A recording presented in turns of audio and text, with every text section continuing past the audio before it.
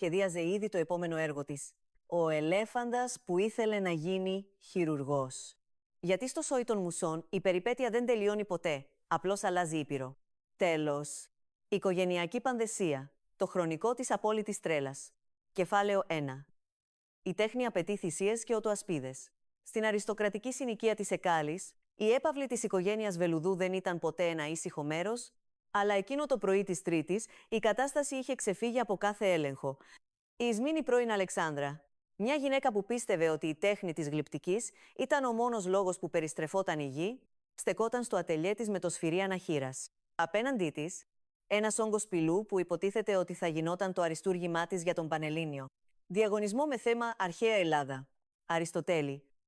«Αριστοτέλη, θα τους σκοτώσω», ούρλιαξε η Ισμήνη, καθώς ένας διαπεραστικός θόρυβος κομπρεσέρ από το διπλανό οικόπεδο του γείτονα, του κυρίου Δελαπόρτα, έκανε τα κρυστάλλινα βάζα του σαλονιού να χορεύουν ταραντέλα. Ο Αριστοτέλης πρώην Μενέλαος, ένας συνταξιούχος χειρουργός που το μόνο που ζητούσε ήταν η ηρεμία του και ένα ποτήρι ούζο, μπήκε στο δωμάτιο κρατώντας τις εφημερίδες του. «Ισμήνη μου, ηρέμησε. Οι άνθρωποι κάνουν ανακαίνιση. Δεν είναι έγκλημα κατά της ανθρωπότητας. Είναι έγκλημα κατά της αισθητικής μου», ανταπάντησε εκείνη. «Πώς να συλλάβω το βλέμμα της Καριάτιδας όταν ο Δελαπόρτας γκρεμίζει το μπάνιο του? Το έργο μου καταραίει. Η δημιουργική μου ενέργεια μπλοκάρεται από το τσιμέντο». Η λύση ήρθε από τον πρωτότοκο γιο του, τον Παύλο πρώην Σάβα, που είχε την ατυχία να περάσει εκείνη τη στιγμή για να αφήσει τα παιδιά. «Μαμά, αν δεν μπορείς εδώ, έλα στο δικό μας σπίτι στο Παγκράτη». Η Έλενα πρώην Λιδία λείπει σε σεμινάριο. «Το σπίτι είναι άδειο, θα έχεις την απόλυτη ησυχία σου». Η Ισμήνη τον κοίταξε σαν να της πρόσφερε το κλειδί του παραδείσου. Στο Παγκράτη, ανάμεσα στους καλλιτέχνες και τα εναλλακτικά καφενεία, ίσως εκεί το πνεύμα μου να βρει τη γαλήνη που του στερεί η Εκάλη. Φυσικά, κανείς δεν υπολόγισε ότι η μετακόμιση ενός τόνου πυλού, εργαλείων και της ιδιοτροπίας της Ισμήνης σε ένα διαμέρισμα τρίτου ορόφου χωρίς ασανσέρια, βαριά αντικείμενα, θα ήταν η αρχή του τέλους για την ηρεμία του Παγκρατίου. Κεφάλαιο 2. Η Αφρικανική συνωμοσία και το μεγάλο ψέμα. Ενώ η Ισμήνη προσπαθούσε να σμιλέψει τον πυλό στο Παγκράτη, πίσω στην Εκάλη ο Αριστοτέλης είχε αρχίσει να συμπεριφέρεται περίεργα. Ο άλλος τους γιος, ο Φώτης Πρωινάρης, είχε φύγει εθελοντής γιατρός στην Αφρική, μια απόφαση που είχε συγκινήσει όλη την οικογένεια. Εκτός από την Ισμήνη, που θεωρούσε ότι η Αφρική δεν είχε κατάλληλο φως για τις φωτογραφίες που της έστελνε, ο Αριστοτέλης άρχισε να ψάχνει κρυφά στο διαδίκτυο για πτήσεις προς το Johannesburg. «Θα πάω να τον βρω», ψιθύριζε στον εαυτό του. «Θα ζήσω μια περιπέτεια πριν γεράσω τελείως». Όμως σε αυτή την οικογένεια τα μυστικά έχουν τα πόδια των χιλιοποδαρών. Η Ζωή πρώην Αντωνία, η νύφη τους και σύζυγος του μικρότερου γιου, του Σταύρου, τον είδε να βγαίνει από την πρεσβεία της Νότιας Αφρικής. «Παιδιά, ο πατέρας σας ετοιμάζει βαλίτσες για την Αφρική», ανακοίνωσε η Ζωή στο οικογενειακό γκρουπ στο Viber. Τον είδα με τα μάτια μου, εγκαταλείπει την Ισμήνη και την Εκάλη για να γίνει ερημίτης στη Σαβάνα. Ο πανικός εξαπλώθηκε ταχύτερα από τη γρίπη. Ο Παύλος και ο Σταύρος πίστεψαν ότι ο πατέρας τους περνούσε κρίση ηλικίας. «Θα πάει να κυνηγάει λιοντάρια με τον Φώτη», αναρωτιόταν ο Παύλος. «Ή μήπως πάει να ανοίξει τράπεζα εκεί?» Όταν ο Αριστοτέλης επέστρεψε στο σπίτι, βρήκε τους γιους του να τον κοιτάζουν με βλέμμα «Ξέρουμε τι έκανες το μεσημέρι». «Πατέρα, πού πας?» ρώτησε ο Σταύρος. «Πουθενά, παιδιά». «Χάρτες για το πού θα κρύψεις το πτώμα της μαμάς πριν φύγεις για τη Ζιμπάμπουε», πετάχτηκε η Ζωή. Η παρεξήγηση διωγγώθηκε όταν η Ισμήνη, επιστρέφοντας από το Παγκράτη γεμάτη σκόνη και απογοήτευση, άκουσε τις φήμες. «Φεύγεις, Αριστοτέλη, με εγκαταλείπεις για τις αντιλόπες. Μετά από 30 χρόνια, με αντικαθιστάς με μια φιλή Μασάι». Ο Αριστοτέλης, βλέποντας ότι δεν μπορούσε να το κρύψει άλλο, ομολόγησε. «Ήθελα να κάνω έκπληξη στην Ισμήνη. Έκλεισα ένα σαφάρι 10 ημερών για να πάμε μαζί να δούμε τον γιο μας. Δεν μεταναστεύω, χριστιανή μου. Διακοπές θέλω να κάνω». Η Ισμήνη σταμάτησε να κλαίει ακαριέα. «Σαφάρι. Και τι θα φορέσω στο σαφάρι? Έχει η Λουί Βουτόν σειρά για την έρημο». Κεφάλαιο 3. Ο πανικός της πατρότητας και ο σκύλος μωρό. Στο μεταξύ, ο Σταύρος πρώην Διονύσης βρισκόταν σε δικό του προσωπικό ντελήριο. Η Ζωή ήταν έγκυος και οι προπαρασκευαστικές οδύνες είχαν αρχίσει να του προκαλούν κρίσεις. Πανικού. «Ζωή, πονάς, να πάρουμε το ελικόπτερο, να πάρουμε την πυροσβεστική», φώναζε κάθε φορά που η γυναίκα του απλώς άλλαζε πλευρό στον καναπέ. Για να τον ηρεμήσουν, ο πατέρας του και ο Παύλος αποφάσισαν να του κάνουν εντατικά μαθήματα πατρότητας. Επειδή όμως δεν είχαν πρόχειρο μωρό, χρησιμοποίησαν τον Μπούμπι, το ηλικιωμένο και κάπως δίστροπο μπουλντόγκ της γειτόνισσας. «Λοιπόν, Σταύρο, φαντάσου ότι ο Μπούμπης είναι ο γιος σου», είπε ο Αριστοτέλης. «Πρέπει να του αλλάξεις πάνα». «Μα». Ο Μπούμπης έχει δόντια και μου γριλίζει. Παραπονέθηκε ο Σταύρος προσπαθώντας να φορέσει μια γιγαντιαία πάνα στο σκύλο. Έτσι είναι και τα μωρά. Έχουν και αυτά δόντια. Κάποια στιγμή, τον ενθάρρυνε ο Παύλος. Η σκηνή που ακολούθησε ήταν έπος. Ο Σταύρος προσπαθούσε να ταΐσει τον Μπούμπη κρέμα βανίλια με το κουταλάκι, κάνοντας τον ήχο του αεροπλάνου «Ζιτζίν» προσγειώνεται στο αεροδρόμιο, ενώ ο σκύλος τον κοίταζε με βαθιά περιφρόνηση πριν του φάει το μισό μανίκι.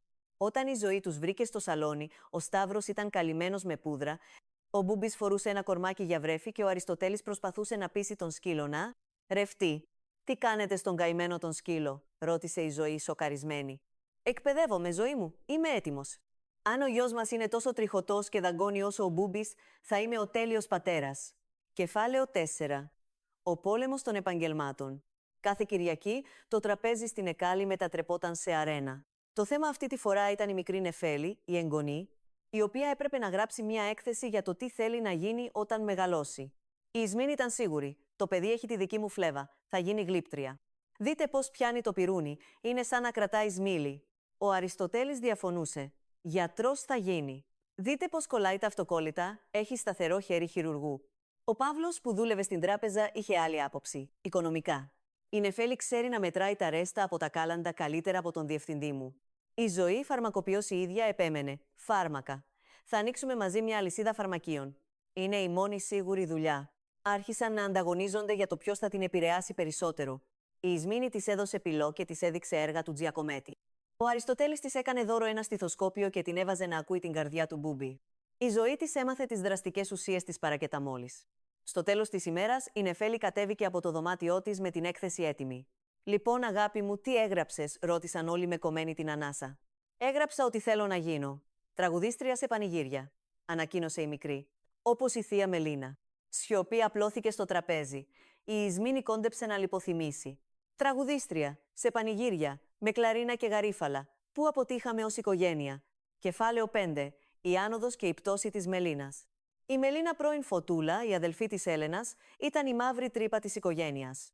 Είχε αποφασίσει να παρατήσει τον αραβωνιαστικό της, τον Πάνο πρώην Μανώλη, έναν έντιμο τυροπιτά από τα Γιάννενα, για να κυνηγήσει το όνειρό της στην Αθήνα. Να γίνει η νέα στάρ του δημοτικού pop τραγουδιού. «Πάνο, η σχέση μας τελείωσε. Η πίστα με καλεί. Το Τσιγκέλια Live περιμένει τη φωνή μου», του είχε πει, αφήνοντάς τον στα κρύα του λουτρού ανάμεσα σε σφολιάτες και φέτα. Ο Πάνος, όμως, δεν το έβαζε κάτω. Ήρθε στην Αθήνα και βρήκε καταφύγιο στον Παύλο. «Βοηθήστε με!» Την έχασε το κορίτσι ο δίσκος και το Instagram. Νομίζει ότι θα γίνει η Lady Gaga του κλαρίνου. Η οικογένεια αποφάσισε να επέμβει. Οργάνωσαν ένα σχέδιο για να την κάνουν να ζηλέψει. Έβαλαν τον Πάνο να παριστάνει έναν μυστηριώδη θαυμαστή που της έστελνε λουλούδια και πανάκριβα δώρα, αλλά χωρίς να αποκαλύπτει την ταυτότητά του. Η Μελίνα είχε ξετρελαθεί. «Παιδιά, έχω έναν εκατομμυριούχο θαυμαστή. Με καταλαβαίνει?» Μου έστειλε μια χρυσή βεντάλια και ένα καλάθι με βιολογικά σίκα. Όταν όμως αποκαλύφθηκε ότι ο θαυμαστής ήταν ο Πάνος, που είχε εξοδέψει όλες του τις οικονομίες από τις τυρόπιτες για να τις τα αγοράσει, η Μελίνα εξοργίστηκε. «Με κορόιδεψες. Εγώ περίμενα τον Ωνάση και βρήκα τον. Τυροπιτάση», ούρλιαξε. Αλλά μετά από μια επική σκηνή στο σαλόνι, όπου ο Πάνος της τραγούδισε το «Βλάχα πλάι στη σκάφη» σε εκτέλεση heavy metal, η καρδιά της λύγησε. «Εντάξει, Πάνο, θα γυρίσω στα Γιάννενα. Αλλά θα φτιάξουμε ένα τυροπιτάδικο με πίστα. Θα σερβίρουμε μπουγάτσα και θα τραγουδάω το υπηρώτικο τεκνό». Κεφάλαιο 6. Ο Άμλετ στο μπάνιο και ο λευκός καπνός. Η κορύφωση του δράματος ήρθε όταν η Ισμήνη κλείστηκε κατά λάθος στο μπάνιο του σπιτιού του, Παύλου, την ώρα που προσπαθούσε να κρύψει το έργο της από τον Αριστοτέλη που είχε έρθει να την πάρει.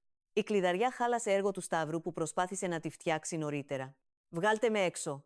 Πεθαίνω από ασφυξία. Η τέχνη μου θα μείνει ημιτελής», ούρλιαζε η Ισμήνη μέσα από την πόρτα. Ο Αριστοτέλης, χρησιμοποιώντας τις χειρουργικές του γνώσεις και ένα κατσαβίδι, προσπαθούσε να την απεγκλωβίσει. Ο Παύλος και η Έλενα προσπαθούσαν να την ηρεμήσουν διαβάζοντάς της αποσπάσματα από τον Άμλετ, καθώς ήταν το μόνο βιβλίο. Που βρήκαν εύκαιρο. «Να ζει κανείς ή να μη ζει, Ισμήνη, αυτή είναι η απορία», φώναζε ο Παύλος. «Να ζει, αλλά με ανοιχτή πόρτα, ηλίθιε», ούρλιαζε εκείνη. Όταν τελικά η πόρτα άνοιξε, η Ισμήνη βγήκε έξω θριαμβευτικά, κρατώντας το γλυπτό της που είχε πλέον ολοκληρωθεί. Το ονόμασε «Η φυλακισμένη της μοίρας». Κεφάλαιο 7. Το τραπέζι της συμφιλίωσης. Την επόμενη Κυριακή, η οικογένεια Βελουδού μαζεύτηκε ξανά. Η Ισμήνη είχε πάρει το τρίτο βραβείο στον διαγωνισμό, το πρώτο το πήρε ένας που είχε σμιλέψει ένα. Κομπρεσέρ, κάτι που εκείνη θεώρησε ηρωνία